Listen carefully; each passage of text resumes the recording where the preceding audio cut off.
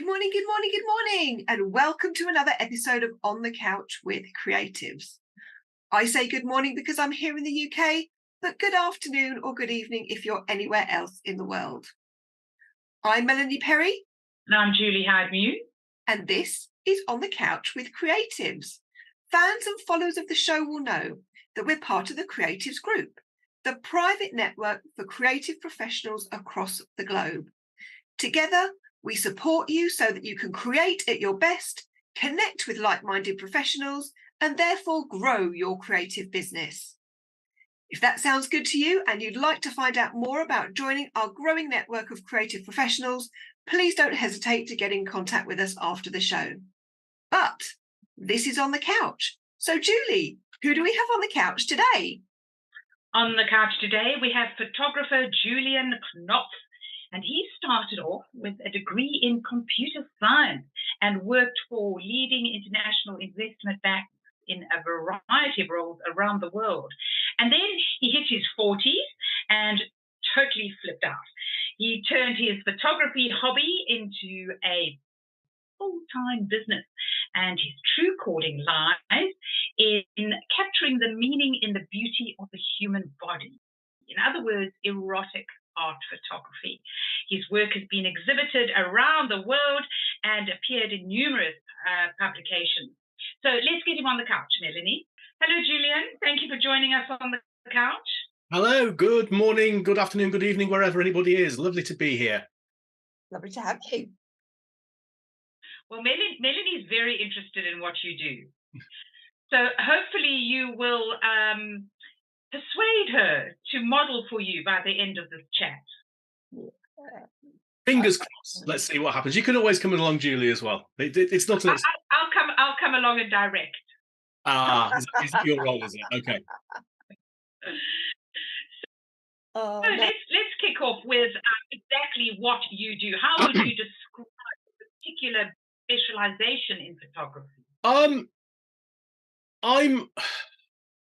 It's a very interesting question, and one that's quite reasonably hard to directly answer, because really I'm about artistic photography of the human form, and doing everything I can to honor that and show it in whole new lights and kind of shatter and break some of those illusions that come along of people saying, I couldn't possibly be in front of a camera because insert flimsy excuse here.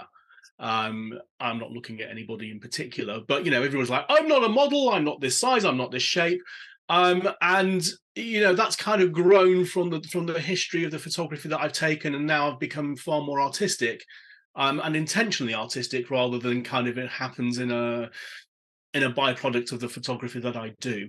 And really, my hope is that we can normalize some of the ideas of what erotica means and get it up on people's walls and make people really appreciate and understand that art is art, the human body is a wonderful thing, and we can make those things come together to produce just amazing pieces of work that should be as acceptable as anything else. I had a friend who was a very large lady, and she decided to have boudoir photographs taken of her. And I looked at her and I said, are you kidding me? I mean, she was huge. And you don't imagine large people, obese people, wanting to pose for nude photographs or nearly nude photographs. And she showed me them. They were the most stunning images I had ever seen of her. They were beautiful, absolutely beautiful. Yeah, it's a strange thing, in as much that we're kind of channeled in this is the vision of what we should be. It's that rule breaking kind of concept, isn't it? I have to be a size this, I have to be an age that, I have to wear these things to be able to stand in front of a camera. Or people who are not in those walls go, I don't deserve to be here. What have I got to celebrate about myself? And as a boudoir photographer, I've, over the last 7 or 8 years, I've shot well over 100 women. Many of them have been back more than once. A lot of them have got a history and a backstory from relationship abuse backgrounds, from ex-anorexics. I've had clients with alopecia who I covered in glitter. I've had, I think my oldest client was 73, and my youngest was 19. So, you know, the whole range of everybody that's in there. And really, every shoot, every boudoir shoot starts with a conversation. And that conversation is for a lot of people who go, "Oh, you're a photographer. I could never do that." And I go, "Ah, bet you can." And then we go through the whole conversation about what is it you think you can't have and why can't you have it, and let's celebrate you. And that, you know, I did that still do for you know, for the last, like I say, 7, 8, 9 years. And that has evolved into becoming more and more artistic and working with an art partner to be really artistic, to get, you know, the art on the walls rather than just people who are celebrating themselves. Mm. I can imagine, and say from my point of view, I hate going on camera. I detest it. I loathe it, and I can't imagine anything worse than having a set of photographs done of myself. To be quite, I'm going to be brutally honest here, and I think, you know, over time, you know, things happen, and especially, you know, for women, menopause and all of this shit just happens, and you suddenly just explode, and you don't recognize yourself, not only in your own body but in your mind, because your mind's kind of scrambled as well. And it's kind of like, you know, why is it, when I die and whatever being is up there that's controlling all this stuff, I think my biggest question is going to be, why do women have to put up with all this bloody shit, you know? And when you feel like a certain way, it's a shame, to my point, that people have to feel or be reconditioned to feel that they need to be in love and comfortable with themselves. It would be lovely if just menopause and middle age spread and all that kind of crappiness just didn't happen. I'd be a lot happier if it just didn't happen. Yeah, but that's in a perfect world, Melanie. Well, wouldn't it be great? But it does, yeah. And it's no different for men. Let me tell you, right? You know, suddenly we go through a second. Guys go through menopause. We have a second puberty. We get whiskers coming out of our ears like we're going to get caught. Ooh, and your nose. And you know, other places where hair shouldn't, you know, and eyebrows and all this stuff. And then we start to look like our parents even more than, you know. Put me and my father in the same room, we're like little Russian dolls. You know, it happens, and we go through that, and you know, suddenly it becomes a lot harder. You know, as we know and as we say, I think I'm fairly safe in saying we're all of a certain age. You know, it gets harder to lose the weight. It gets harder to do the things. You know, all the stuff that is that. And actually, so what? You know, my boudoir photography branding is called The Way You Are, not the way you were, not the way you'd like to be, not the way you think you ought to be, the way you are. Because that's exactly what you're celebrating when you come and have a boudoir session. And why Yeah. do you And so many people will turn around to me and go, "Oh, I hate being in front of the camera." Sorry, Melanie, I didn't catch that. why do you think, I mean, I think probably it's the media has got a large role to play in this, because we have, as you say, what I think I should be. We've been conditioned through the ages, especially through mediums of newspaper and models and fashion magazines, is that you're less than you are if you don't look like this. And we don't appreciate that a lot of those images have been airbrushed, especially in the early days. I mean, they're trying to veer away from it now. But, you know, in those days where you were given that perfection of what female and male perfection is, you know, it wasn't, because it was all artistically created and airbrushed and shaded, and the image that went out on the front of Vogue or whatever really didn't bear any resemblance to what the model would look like if she was just walking down the street. But we've got this in our heads now that we should be perfect people. You know, we need to be the perfect parents, we need to have the perfect figure, and we need to be active, we need to do this. And if we're not any of those things, then we're failing on an epic level. You know, I think there'll be people that kind of disagree with that. Yeah, and we're actually, you're right, but we're starting to see a backlash with that because the media controlled everything for so long. The imagery, the branding, the everything. You know, Vogue was this. You know, insert magazine title here. Television programs. Sex in the City was making people, you know, dress in a certain way and had the four types of women within there. And we all had a hoot watching it. It was great, right? And actually, if you go down a generation, so I have, you know, 20-year-olds who are my wonderful children, but they're exposed to a different kind of reality because they've got TikTok and Instagram and all the things where people have started going, this is my life, warts and all. And also brands are starting to embrace that. And they went too far, and like all these things are, they overreact and then come back. But if you, for instance, if you're on the kind of person who buys their shopping online and buys lingerie online, then a brand who I shall not mention unless we don't mind mentioning names, but they're very big in using model-sized people, plus proper plus-size, real sorry, falling out my teeth, size people, but also they have lingerie models who are amputees or stuff like that. So there's a lot of acceptance in all those things that are coming in this way, that actually when you skip down a generation from us, and we're kind of a bit more blinkered because we lived in the 80s, we lived with the supermodels who famously said, I won't get out of bed for less than £10,000, right? I wouldn't get out of bed for less than 10. I don't have that choice. But and so that's, now we have a bit more of a realistic tinge, and we have influencers who are real, and influencers who are the voice of their people. So alopecia influencers or plus size or whatever you have, and that normalization is really creeping through. And interestingly, that means the people who stand and come for a session, come for a photography session for that, younger people, whilst they still have hang-ups, are addressing them better. And we all know about the filters and the photoshopping now and the airbrushing. So when we look at somebody and they're absolutely beautiful, and they've obviously been airbrushed, because nobody is that beautiful naturally. But you obviously pull out the natural beauty of your subject. Yeah, I have. Well, it's a really interesting thing as I'm skipping into being an art photographer from being a boudoir and an event photographer. I have a no Photoshop policy. Now, that's a very broad statement, and that is very much, look, back in the old days when we took pictures on film with negatives, if we can remember that far back, photos went to a dark room, they were cropped, they were contrasted, there's a photographic element. You have to do that with every photograph that comes through your door. Okay. I'm also going to be kind to you in Photoshop land and say, look, if you've got a pimple on the end of your nose that doesn't belong there, I'll get rid of that, right?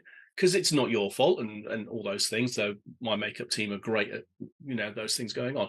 But anything that's you, that stays there and should be there, remains.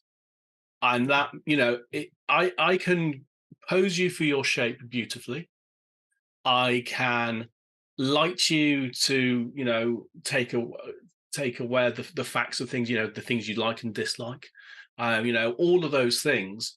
But now as I move into art photography and sensual art photography, I've got more latitude, because as an artist, you can be that way.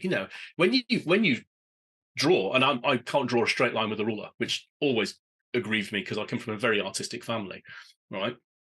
But when you draw, you can interpret, you can choose, you can do so many things that, and that's probably why I couldn't be an artist, because I was always looking for the photographic drawing rather than, Picasso didn't draw what he's, Dali didn't, all those people drew what they interpreted and saw in their minds and put it on a piece of paper. And so I do give myself that latitude. I'm just starting to learn that now as I become more and more into the artistic world of going, what can I do with these things? I still want to be honest. I still want to be true to what's in front of me. Obviously, you can look at a digitally enhanced image and go, that's a digital piece of art. It's not a photograph. What I don't want to do is produce photos that have been so over edited and so over retouched that it still looks like it's the real thing, but really isn't. And if we met you walking down the street, you'd go, that's Nevi. What's that about? And that's where there's always this fine line of trying to keep the honesty running. Yeah, because art is all about interpretation, and true artists, if I think Stephen Colgan, who was on the show a while back, said, you could put a group of 10 people in a room and ask them to paint something that they see, or paint an object, and none of them will paint the same thing. It'll be the one object, but none of the paintings will be the same, because everybody has their own artistic interpretation of what's beautiful, and what, there is no right or wrong in art. So people who do want to create digital creations and stuff, that's fine. It's just another art form. But tell us about how you kind of create art in your studio, because I'm quite anxious to hear about, well, not anxious, I'm quite excited to hear about the glitter. I like glitter. I think I could handle glitter. If you said there was going to be glitter and sparkles and jewels and colours and things, and I might be tempted to set foot in your studio. Well, my studio, well, up until just about not even 9 months ago, my studio was my home. And I used to berate myself, how can I have a studio that's a home and give a professional experience? But all my furniture is modular in as much that I can shift it out of one room, put it in another. And any piece of work you look at of mine that obviously isn't taken on location, you can tell, it was taken in my lounge. And I argued with myself for many times going, if I can take work like that here, then I don't need to move anywhere and do all these things. But really, it's about relationship establishment and getting to know who you are and what you're trying to be and what you're trying to do. So, a boudoir session is very much a collaborative experience where we sit, we talk, and go, okay, you want to have pictures done, that's great. I love that as an idea. But what I don't do is I don't have you in for 90 minutes, give you the same 25 pictures everybody else has got, and then you walk away. Nothing can be worse to me for you going, ladies, look, you go down and I don't know where you might meet up with your friends and go, I had my pictures done.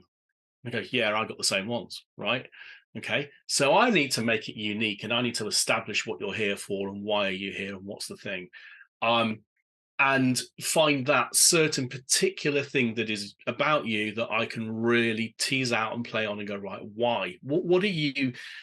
A lot of people don't know why. I can tell you why they're coming, but they've got that penny has to drop. They have to understand what they're here for, because that gives them a whole set. It's very character driven, isn't it? Standing in front of a camera. And I've always said women have got a better character set than men have, because they have a whole industry of things that they can choose to wear and be and do to be able to personify that. And that's what I'm doing, is I'm teasing that out of people to go, right, what's your picture, what do you do? Along with, let's find some influencing images. So every shoot that I have, we have secret Pinterest boards. And it goes, oh, I can't possibly, right? Just throw. And I say, look, we're adults, okay? Anything goes. We know what that means in the real world, but we put it on a board, and then we talk about it. And then I can throw equally. That means I can put something there that I think might challenge you, and you can turn around and say, no, never in a million years, and vice versa. And that starts to drop people's fears away. And then you get groupings about, is it going to be light and dark? Is it going to be this kind of outfit, this kind of thing?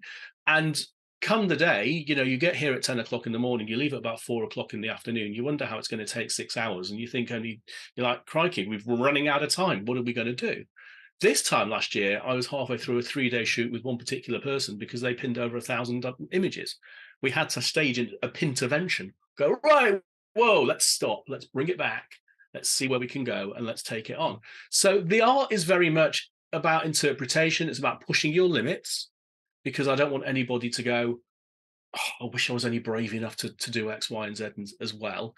It's a bit like, and I've never bungee jumped, I've never jumped out of a plane, right? But most people, I'm sure, because we've all heard people say, I was terrified when I was up there, but once I got on the ground, I'm like, can I go again, please? Because that was blooming great. And you've got to cram all of that into a single day and go through the therapeutic part of what this is all about as well. There's a massive amount of therapy that goes through having, sensual photography sessions. I'm sure, because even, our mutual friend, Brigitte Skoolsmansriani, she's a branding photographer, a member of Creative, and she always says her photographic sessions are therapeutic. So I can imagine if you are specializing in boudoir photography or sensual art, they would be even more so, because you're literally stripping somebody bare. Not that do they take everything off? Or? Oh, God, yeah. And those that protest us the most are the ones who get naked the quickest, right? So most people go, oh, I'm not again. Yeah, right. But yeah, so I used to pace shoots like that with, working up to doing the nude stuff and seeing where we'd go. And, I've always said to everybody, we've planned it, but you've always got the right to wave a white flag. And it's also worth saying that, we're not alone. I have and makeup here with me. You know, they're here to help you out throughout the day. Most of my makeup girls I can grunt at and they know what I'm saying, so it's great for that as well, and they help you out and do various stuff. These days we actually start with a lingerie and a white shirt, and you get naked within about half an hour, pretty quick, you know, because once it's done, and it's not hanging over you, and there's no fear of it. And then you can start to relax through this whole thing. It's a bit like, you know, I don't know, maybe diving off high boards, isn't it? Starting off the 2 meter, the 5 meter, and there's the 10 meter. Oh my God, if you did it first, then it's done, isn't it? And then you can start to enjoy the day. So, you know, those are the things. And it is, you know, look, I've known Brigitte, I call her B. She says I'm her brother. But I've known her for 5-6 years. I've done branding headshots of her as well. And we've, you know, the therapy that happens whilst we take photos, because you may guess, I like to talk quite a lot. And so a lot of things come up whilst we're having those conversations. Oh, what we're about. And people need to recognize that, you know, when it comes to sort of, you know, you would have a good day out, wouldn't you? You'd go and have a spa weekend. You'd go and, you know, go shopping with the girls. You would go and get your nails done. Photography needs to be seen as that as well. And, you know, I've always said I want my photos to be a memory of a great day out, much like your holiday snaps or your wedding pictures or whatever it might be. You're here to have a great time. Photos are a byproduct of that. And that's kind of what's, you know, if I'm having a good time, then we're all having a good time. That's as important. You photograph men as well? I have photographed men. I've done couples. Men are much harder to find to shoot. I'll admit that. Done a few. To be fair, the ones that most of what I've done have been, you know, coming back to body types and, you know, bodybuilders and people who have got great curves and great things that you can kind of cut light with, you know. But yeah, I'd love to shoot more men, because I think men need this as we've grown up and got older. The stereotypes that our children see are, you know, they're perfect athletes. You know, I grew up with, well, it was either Schwarzenegger or Stallone who were so muscle bound that you knew that wasn't attainable. And most of the footballers were kind of fit and healthy, but they weren't the prime examples. You know, the best thing we probably had to look at was Peter Andre, as far as, yeah, you've got a body, mate. But you're right. And now we've got Love Island, and every footballer is a racehorse. You know, they're you know, everything. You know, every pop star in a band is. You know, we had Take That, and these guys, I don't even know who they are, but you know, they're fine physical athletes, aren't they? All these people, and so the boys, the men of the new generation, have such, you know, are probably a generation behind from where we started this conversation about female body types and everything else. I think the boys are probably going through it now, and they will come around to be a bit better sooner and accept that anybody can be anything. And boys have such a variety of shapes and sizes. But yeah, I'd love to shoot more men, without doubt. Yeah, I can imagine, because you don't think of men thinking of themselves in that way, but men, I'm sure a lot of men out there do have body issues. You know, I mean, that seemed to be quite a female thing. But I mean, I have heard some stories, very, very sad stories of teenage boys killing themselves because, you know, they couldn't conform to what they should be in society, and it's dreadful. It's a huge amount of pressure, isn't it? You know, it's all about, you know, having, you know, big guns and all this kind of thing. And actually, you know, there's a lot of commitment to getting a body type like that. And if you're a young teenage, you know, you've got so many other commitments in life. You know, you've got to, you know, study hard. You've got to do, you know, so much everything else. You know, if all you do is be,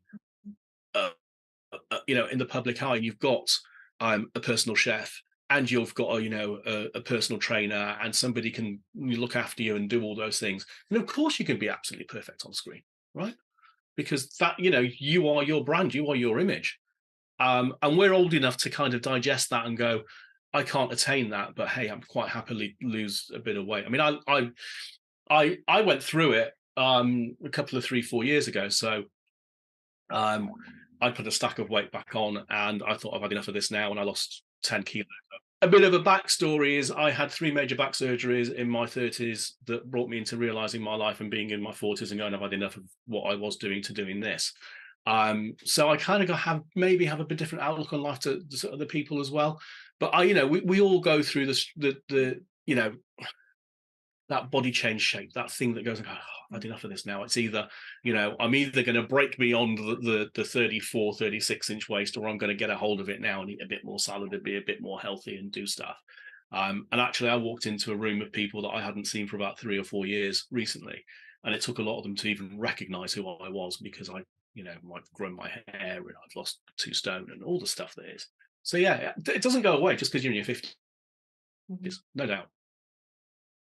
So what would your 3 top tips be for photographers like yourself specializing in such photography, dealing with people and their body issues? I think the general tip of everything is always, especially for artists, is you don't be beholden to rules. Don't be beholden. We are creatives. And if you're creating with other people, then listen to what they've got, take their input, and ask yourself why, what if, should I do it here, should I do it there? What happens if I take this lens and that camera situation, or just because that's not how it happened before, or you don't think that's right, just experiment a lot to get where you are. We all know that saying, it takes 10,000 hours to learn how to do anything. Pretty true, isn't it? Right? You've got to be at a point where your equipment, and top tip number 2, I guess, is that your equipment is your friend. It's your, clicking around. It's like a PlayStation remote in your hand. When I'm shooting events, people, there's always a hobbyist photographer in the room going, so what are your settings? And I go, got a clue. I just walk into the room and I've got my base settings. I'm clicking around and doing stuff, and then we'll go from this scenario to that scenario. I don't know, from dancing to speeches or something, and I'll go, right, let's reset the camera, and I'll go, how did I even get to that? But it's kind of intuitive. What you don't want to do is you don't want to break the magic, the relationship you're having with the person that you're shooting, by going, oh, just give me a minute to change all my fiddles and dials and do stuff, and you've lost the moment.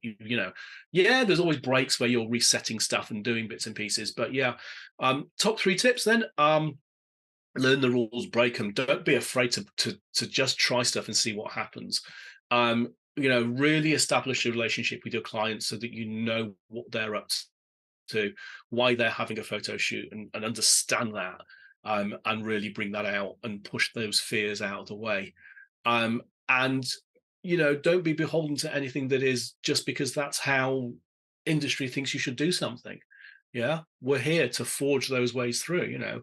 Cubism wasn't cubism until somebody painted like that. Jackson Pollock throwing paint on a floor, or photographers David Bailey or whoever. It's just be creative. Yeah, just try it, just do it. I mean, again, Stephen was talking about Picasso. So when he started his sort of cubism and various things that he did at the time, there was nothing for him to compare it to, so he didn't know whether it was crap, good, or exactly. There was nothing Exactly. else to compare it to anyway. So and that's and the other thing is also that, and I'm doing it now with being an artist rather than just a boudoir photographer, is I'm sat there going, what's the intention? Why am I, just play around? We opened the conversation. I've actually moved into a studio. It's given me so much more space. And at the beginning, I was using it in the same way I was using my old space. And I've got all this space around me. What can I do? Why am I taking this picture? Well, and then, here's another. Hey, I'll give you a bonus tip. Is, if you are a photographer, learn the end-to-end process. I do all my own editing, because that then gives you the opportunity to go, what can I do with this? And I've learned this so much with art now, is that what can I do with this photograph, which you could consider a sketch maybe? How do I crop it? Where do I tone it? What do I do with it in the post-process to make it come to life? And it's not always the first thing you do. I've got a bunch of pictures on the wall over here that are going to go to an exhibition.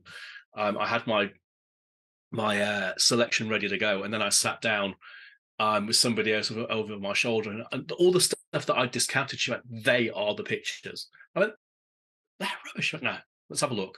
And we went through them and we cropped them differently and did other stuff. I'm like, how did I even miss this gold that I'm sitting on? So learn your end-to-end process, because you will see the benefit in that through and through. Yeah. Brilliant tips. Brilliant tips. Okay, Julie, it's that time. It's that time. Am I doing Right, this is the time. This is so you'll appreciate this side of Melanie, Julian, because she gets very sensual with her cards. So while she's having a good fiddle there, you are going to pick a card, and it will denote a value. And she will ask you a couple of questions, and whatever comes into your head. As you know, when it comes to the creative mind, nothing is right and nothing is wrong. So even if it sounds silly, just say it. Nothing is silly. I had to do this again. The last time I did this, I threw them all. I was trying to spread them out in a lovely fan. I threw them all over the floor by accident. I'm not going to do that this week. Right, okay.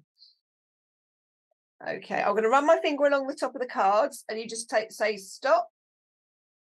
And I'll stop. Stop. Right, let's have a look. What did you pick? Let's have a look. Now this, I think, considering all the things we've talked about, and especially about trust as well, for what you do, you got protection of the environment. Ooh. Well, I don't think that's a very good card at all if you're throwing glitter all over the place. It's organic glitter. It's fine. Why does it means the environment of the space, the protective environment of the space that the model and the artist is in, perhaps. I think that's really interesting, right? So that's a really big thing. But what I say to a lot of people is that this studio is your playground to be what you want to be, who you want to be, without any judgment, without any question. And bring your real self and all the fears that you've got. And, that environment is how often, we lose all that ability, don't we? When we stop going to kindergarten and nursery and we run around with towels around our neck, pretending we're Superman. And you have to protect that space. You have to protect those places for people without any fear and without any thought. And that's how I've got to taking pictures of, people covered in glitter, or, surprising a client with a cake smash, even though she, had history with food disorders, or I've had. What, you smashed a cake in her face? She smashed it for us, but yeah, I poisoned her with cake basically. Or I've had a client who came for her third session, who was a come out of an abusive relationship. And I was talking about Pinterest boards earlier. And she started afterwards, she was adding some new images that were a little bit spicy in a bondage way. And I picked up the phone to her and said, is this, what's going on? She went, should we do something else? And I'm like, what, you trust me that much? And I went, yeah. She went, yeah. So she came and we did all of that as well. And actually the environment is so important, because I did want to mention this, and I'm glad it's kind of come around with this card, is that one of the things that photographers do is they take pictures of their own family, right? Well, that's where we all start. We're all hobbyists. And then it all stops because the family have had enough and whatever. But on a personal basis, for me and for my wife has been through a breast cancer treatment, which is a very good version of what could be a very bad thing, over the last 6 months. And as part of what went on there, she allowed me to take some pictures of her, which was huge therapy for me as much as for her, and protect that environment.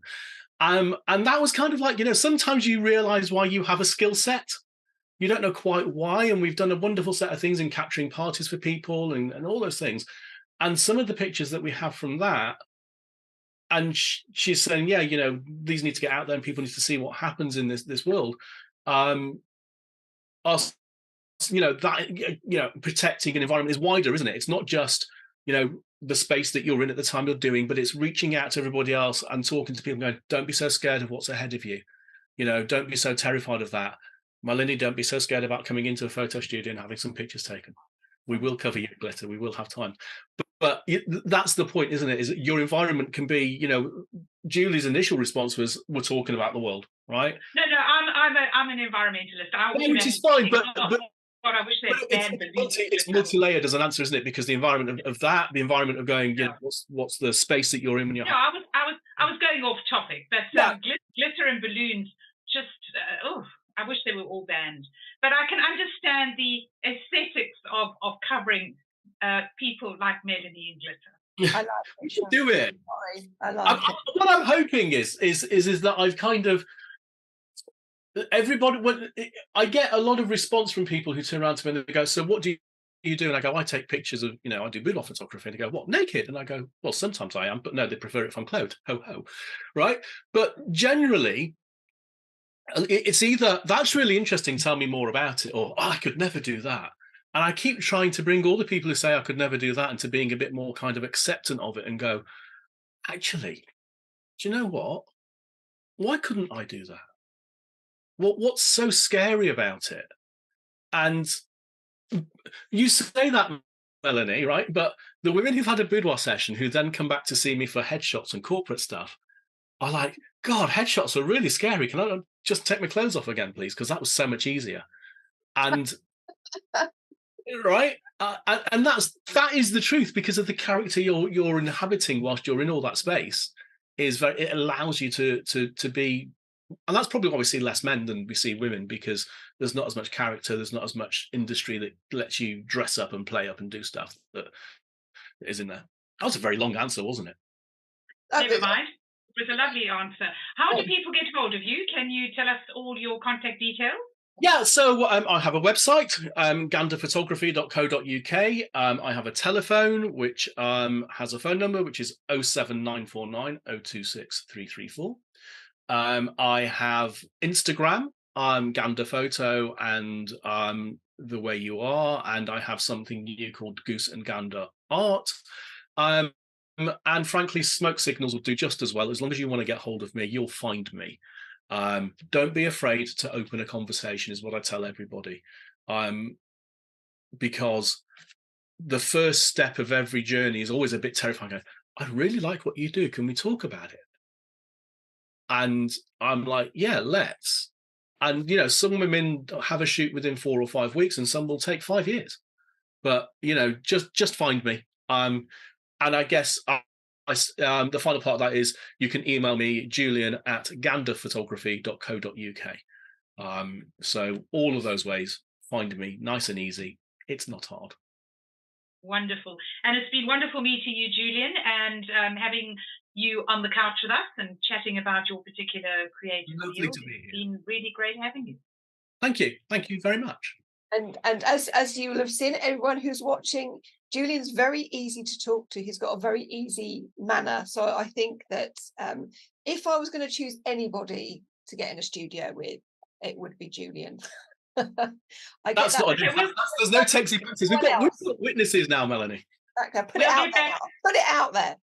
But we'll keep everybody updated. If Melanie goes for this boudoir shoot, we will tell you all. Follow us on Facebook and LinkedIn and Instagram and TikTok. Every other social site we can find, right? Yeah. Okay. Yeah, no pressure.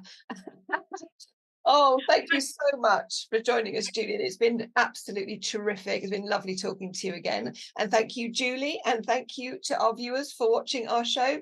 But until next time, we'll see you.